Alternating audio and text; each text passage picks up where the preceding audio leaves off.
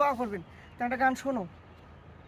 আরে ভাই রে ভাই, চামচা রোগের ওষুধ কোথা পাই? ওরে ভাই রে ভাই, চামচা রোগের ওষুধ কোথা পাই? ওরে ভাই রে ভাই,